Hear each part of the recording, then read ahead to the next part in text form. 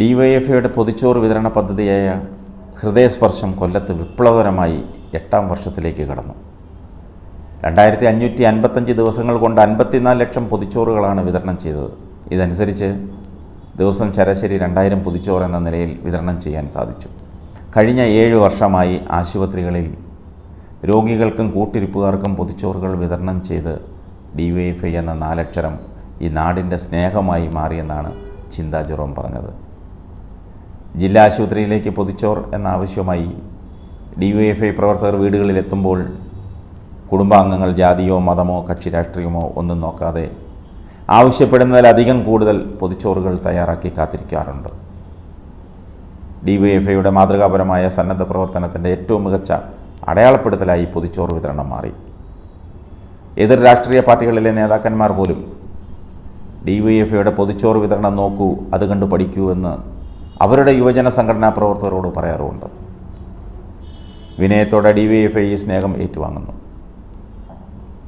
രോഗികൾക്ക് രക്തം ആവശ്യം വരുമ്പോൾ ഓടിയെത്തും. Ambulance എത്തിച്ചും DYFI രോഗികൾക്കൊപ്പമുണ്ട്. മറ്റൊന്നും ആഗ്രഹിച്ചല്ല ഇതെല്ലാം ചെയ്യുന്നത്. നിങ്ങളുടെ പുഞ്ചിരി മാത്രം മതിയെന്നും കഴിഞ്ഞ 7 വർഷമായി അത് ആവോളം ലഭിച്ചിട്ടുണ്ടെന്നും ചിന്താ ജെറോം കൂട്ടിച്ചേർത്തു. ഇതൊക്കെയാണെങ്കിലും കൊല്ലത്തെ ഈ പൊതിച്ചോറ് വിതരണം ജനശ്രദ്ധ പിടിച്ചു പറ്റിയൊരു പരിപാടി തന്നെയാണ്. എന്ത് പ്രതിസന്ധി ഉണ്ടായാലും കൃത്യമായി പൊതിച്ചോറ് ആശുപത്രികളിലെത്തും. രോഗികളും കൂട്ടിരിപ്പുകാർക്കും അവരൊക്കെ കാത്തു നിന്നാണ് ഇത് വാങ്ങുന്നത്. ജില്ലാ ആശുപത്രിയിൽ 12 മണിയാകുമ്പോഴേക്കും പൊതിച്ചോറിനായി കാത്തു നിൽക്കുന്ന രോഗികളെയും കൂട്ടിരിപ്പുകാരെയും നമുക്ക് കാണാം. ആകാംക്ഷയോടെയാണ് അവർ കാത്തു നിൽക്കുന്നത്, പ്രതീക്ഷയോടെ. അവരുടെ മുഖത്ത് നോക്കിയാൽ ആ പ്രതീക്ഷ നമുക്ക് കാണാൻ സാധിക്കും. അവിടെ കൊടിയുടെ നിറമില്ല, രാഷ്ട്രീയമില്ല, ജാതിയില്ല, മതമില്ല. പൊതിച്ചോറ് വാങ്ങുന്നവരും അത് കൊടുക്കുന്നവർക്കും ഒറ്റ ചിന്തയുള്ളൂ: സഹോദരൻ്റെ, സഹോദരിയുടെ, അച്ഛൻ്റെ, അമ്മയുടെ വിശപ്പ് മാറണം.